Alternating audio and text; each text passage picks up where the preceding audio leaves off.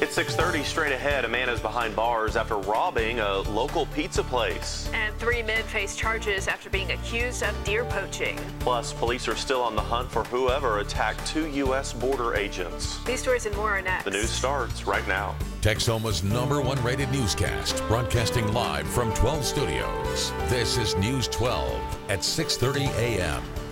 Rise and shine, Texoma. Thanks so much for waking up with us. I'm Jesse Schroeder. And I'm Lauren Smith. Meteorologist Tom Miller joining us now for a weather check. What's up, Tom? Well, it is chilly this morning. We're expecting, some high clouds to kind of move across the area throughout the day. As for temperatures, I still think we're going to warm up nicely.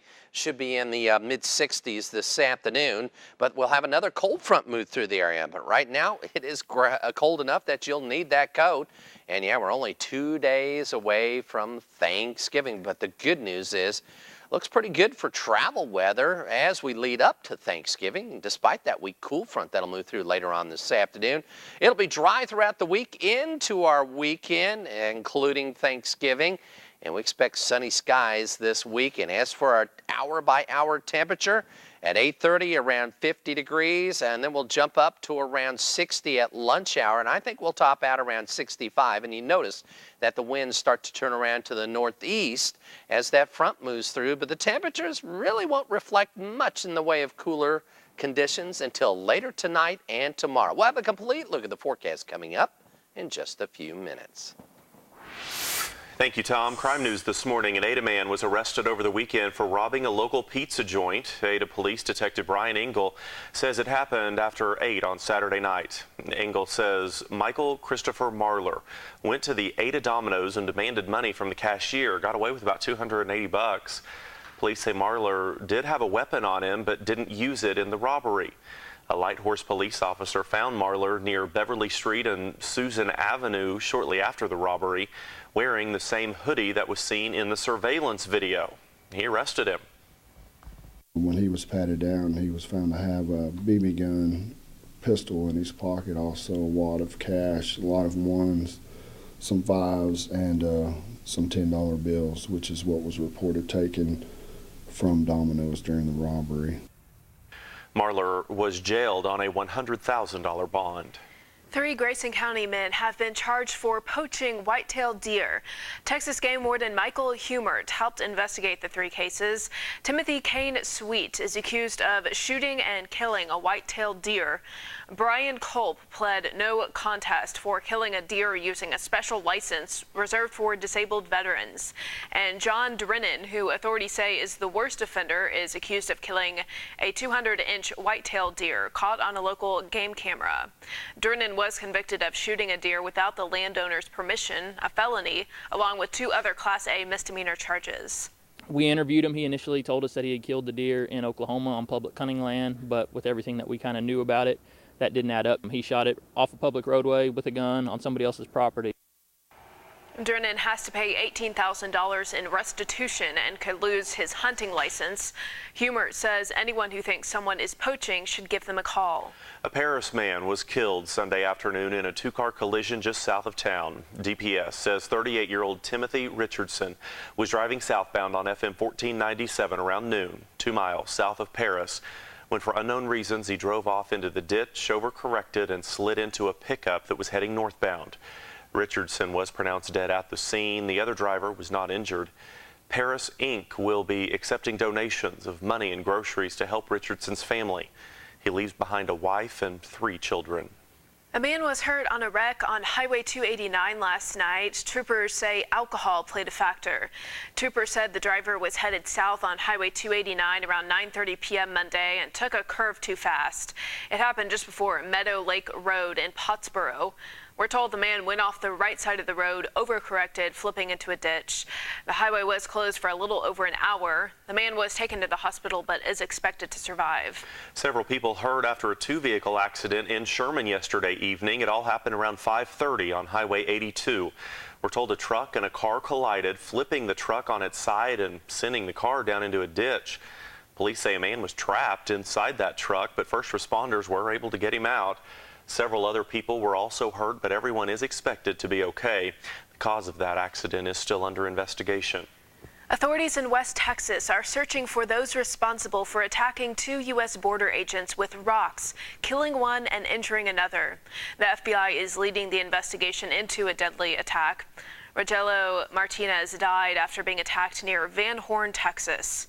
His partner suffered traumatic head injuries and is in the intensive care unit in stable condition.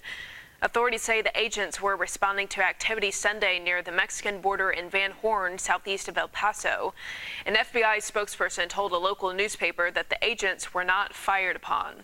Well, this is a small community. You don't think about this happening next door. You think about this happening somewhere else. Texas Governor Greg Abbott has offered a $20,000 reward for information leading to the arrest and conviction of those responsible. PBS says it is immediately halting distribution of Charlie Rose's interview program, and CBS News suspended him following a report of 8 women who accused the veteran newsman of multiple unwanted sexual advances and inappropriate behavior. The women, 3 of whom spoke on the record to the Washington Post, accused Rose of groping them, walking naked in front of them, and relating an erotic dream to them. Rose told the Post that he was deeply embarrassed and apologized for his behavior. The 75-year-old journalist is one of 3 hosts of CBS This Morning and is also a contributor to 60 Minutes.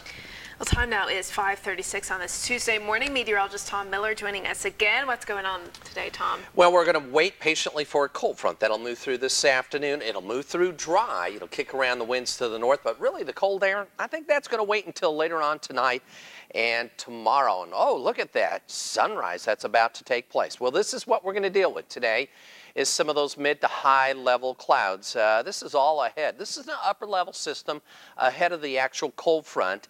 This is as close as the precipitation we're going to get today is just cloud cover, as again the atmosphere very dry at the surface, and when the front moves through, well, it'll just chase these clouds away, leaving us with clear skies tonight and sunny skies tomorrow. But as you can see on the satellite, we do have a bit in the way of some mid to high level clouds that are just kind of scooting ahead of the upper level system. It is squeezing out a little bit of snow to the west of Denver. But again, we're not expecting any precipitation here, nor expecting really any precipitation in the state of Texas or Oklahoma. 49 degrees in Sherman and Denison, 44 in Ardmore, Ada at 43 degrees, Durant at 43 degrees, and the winds out of the south to southeast anywhere from about 3 to 15 miles per hour. So that means there is a little bit of a wind chill value. We're already 39 in Hugo, 42 in Paris, 45 in Colgate, 37 in Ringling, 45 in Marietta, and then we add that wind, and it feels like 39 in Atoka. It feels like 50 in McKinney, 31 in Ringling. So yeah, a little bit of a wind chill value, so bundle up. Elevation at Lake Texoma at 618.74 feet. Water temperature 66. We're looking at the National Satellite Radar. We desperately need rain in Texoma, but this is just bad timing, nor will we see any, as it is going to be good travel weather. This little wave of energy is going to scoot on by to our north, not produce any rain for us. There'll be a little bit of rain in the Pacific Northwest, and there'll be some snow flurries in the Great Lakes today. But some cold air will just basically roam itself from west to east across the northern tier states, leaving us fairly nice. As you can see, it's 50 in Dallas right now, 68 in Memphis. And that means at the moment, really no problems with the airport. So if you're going to do any early traveling today, looks pretty good. And of course, we'll probably see some delays just due to volume as we head into the afternoon and evening. In the meantime, we watch a cold front move through the area. High pressure from Canada builds in, so it'll be a little chilly tomorrow morning and tomorrow. But with that high settling over the area or just to our east on Thanksgiving Day, it's going to be nice. We'll go mid-60s today with that wind shift to the north at 10 to 20, down to 34 tonight. So it is going to be cold. Grab that coat if you're headed out to any of those basketball games. And then Wednesday, we're looking at sunshine and 54. Again, no travel problems for Thanksgiving. A little chilly in the morning with 35, high of 65. Black Friday shopping weather, a little chilly in the morning, 43, but 70 in the afternoon. And the weekend looks fantastic. Mostly sunny, 66 to 68 as again a weak front will move through. Even Monday looks good. Partly sunny and 68 degrees. Thanks, Tom. Coming up on News 12 AM, the Oklahoma House Speaker calls for an investigation to see where taxpayers' dollars are going. It is 6:39. We'll have details next.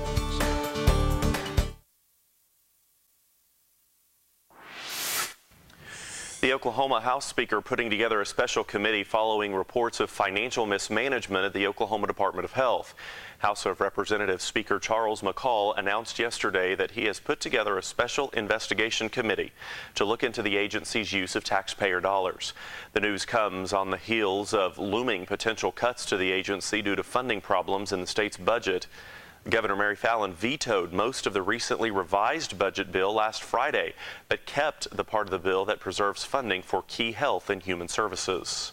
Governor Mary Fallin will ask the Oklahoma legislature to return to the state capitol for a special session to address the state's ongoing budget shortfalls that have jeopardized funding for state services.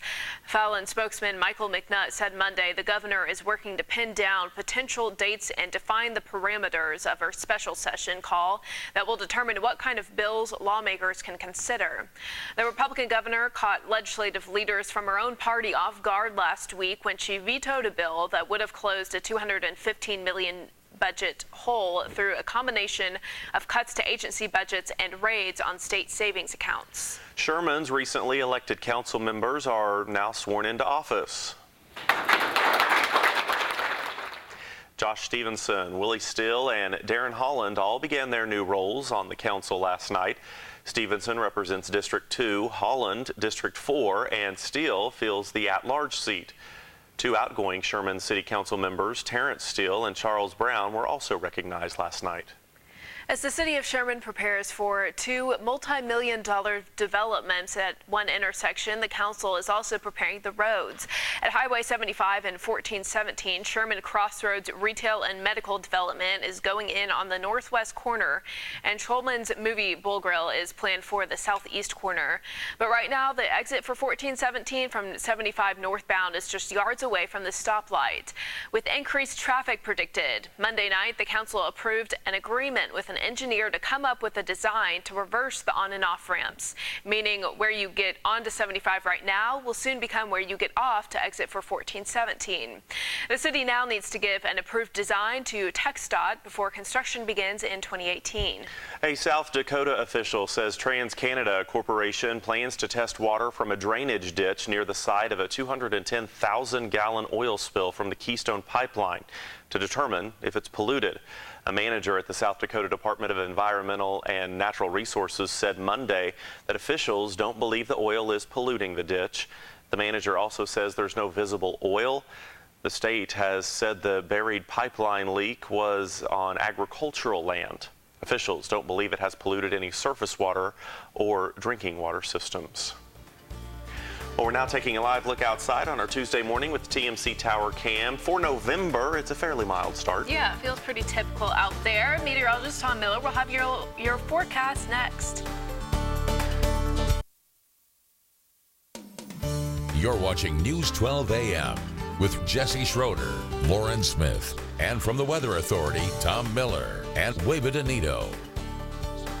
Look at this shot from our southeastern tower cam. Yeah, the sun coming up, illuminating some of those mid to high level clouds that have scooted into the area. This is an upper level system that's bringing us the cloud cover.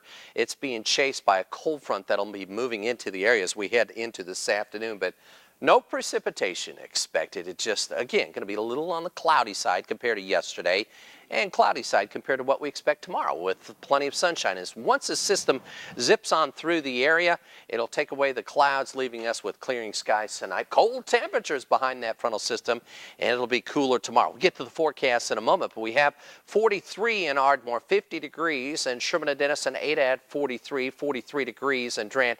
Again, our skies are partly cloudy, and the winds are out of the south to southeast anywhere from about 3 to 15 miles per hour, so we do have some wind chill values in the upper 30s. So do bundle up. It's 42 right now in Paris, warmer 52 in Greenville. On the other hand, Hugo's dropped to 39, 43 in Atoka, 46 degrees, and Davis and Sulphur, Ringling at 37, and Nakona at 39, 46 in Gainesville. Out at Lake Texoma, the elevation at 618.74 feet. The water temperature at 66. Sunrise officially at 7:04.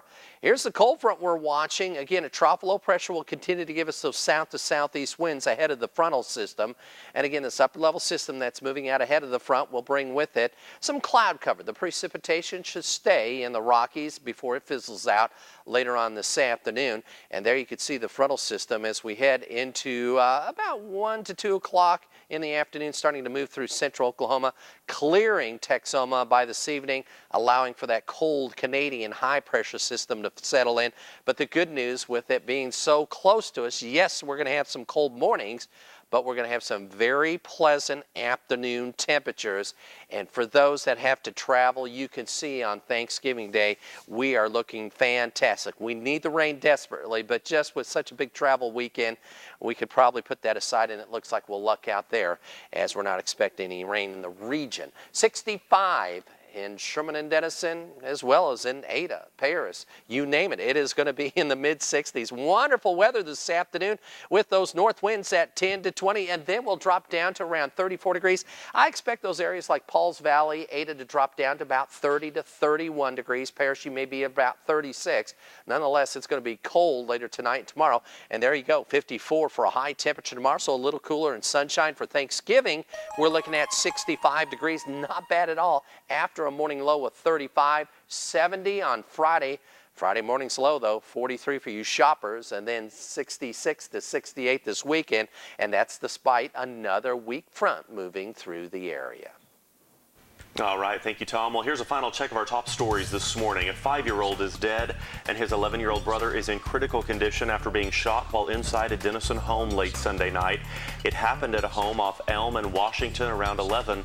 Police say the suspect fired a gun from outside the home and the bullets went into the house, hitting a 5-year-old boy and his 11-year-old brother. The 11-year-old was flown to a Dallas hospital and is in critical condition. The 5-year-old was pronounced dead at a local hospital. We've been in contact with Denison police all morning, and they say so far no arrests have been made. 2 bodies found inside a burned car in Ardmore have been identified. They are 23-year-old Carly Clearman of Ardmore and 28-year-old Justin Sullivan of Midwest City. On November 11th, Ardmore police and fire departments were sent to a vehicle fire at a home near Anderson and Douglas Street Southeast. The car was engulfed in flames when officers and firefighters arrived to put it out. No other details, including how the 2 died, have been released. The deaths have been ruled a homicide. Some folks in Grayson County are stepping up to help residents displaced by an apartment fire. Fire happened Friday night at the Post Oak Crossings apartment complex in Sherman. 17 people are displaced after the blaze destroyed their building. The cause appears to be accidental and electrical.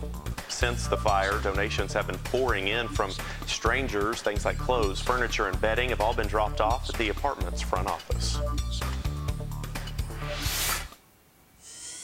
A local foster family now has enough beds for everyone thanks to the help of strangers and a local furniture dealer. News 12's Brittany Harlow explains. Chloe Richards has been fostering for 2 years. I know for me, I just felt like that's something we needed to do. She already had a child of her own and another one she was fostering when she and her husband got the call. 3 kids needed a home, so they took them in. We kind of just jumped in head first, I think, and went for it. But she did have one concern, not having enough beds for everyone. Sierra Kovash went to high school with Richards. When she heard about the need, she took to Facebook Live, calling on the community to step up and help. So that the kids could have a good night's sleep because they've already been through enough. That's when Ryans and Rhodes furniture owner Dallas Ryans stepped in, donating brand new mattresses for all 3 kids. We're a family business, and we saw a need in the community and figured that that would be the easiest way that we could contribute. Then I got a check for all of it, and then I got free mattresses. So here I am with a little chunk of change. Kovash says she was able to purchase new bed covers, sheet sets, comfort blankets, winter coats, arts and crafts, plus meat for a week and a $40 Walmart gift card. Most of these people probably don't even know me, so it was really just a humbling experience. According to the Department of Human Services, there are currently just under 9,000 children in state custody. Visit our website, KXII.com, or our app for more information. In Durant, Brittany Harlow, News 12. Well, a Bolingbrook, Illinois school nurse had to put her skills to the test. Dana Kozlov tells us what she did to save one student's life. Hi, buddy. Jason Skeet's visit to the school nurse isn't one of necessity, it's one of gratitude. I'm so glad I could be there for you, buddy. On Friday, nurse Lisa Pickering saved his life. I do know that I saved his life, yes.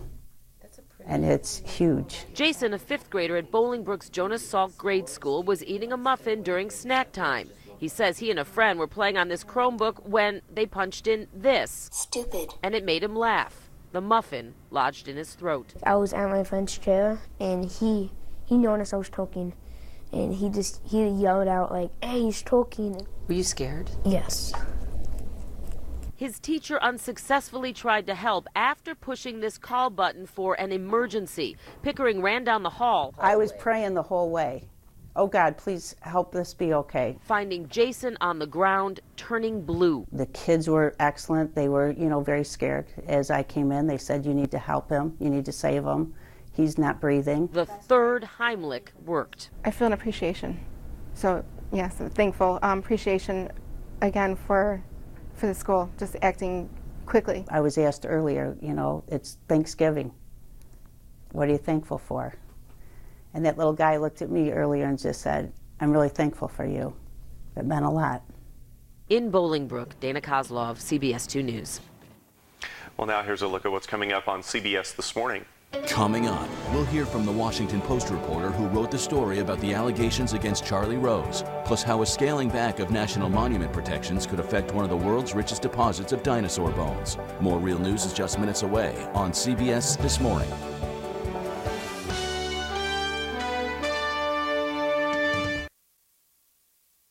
Wow, we are looking at, well, after a chilly start, a pleasant afternoon with 65 degrees. Even though a weak front will move through, giving us north winds this afternoon, 10-20.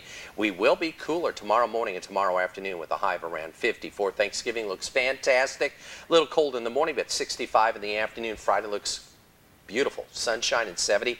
No travel problems. Gotta wear layers. You do.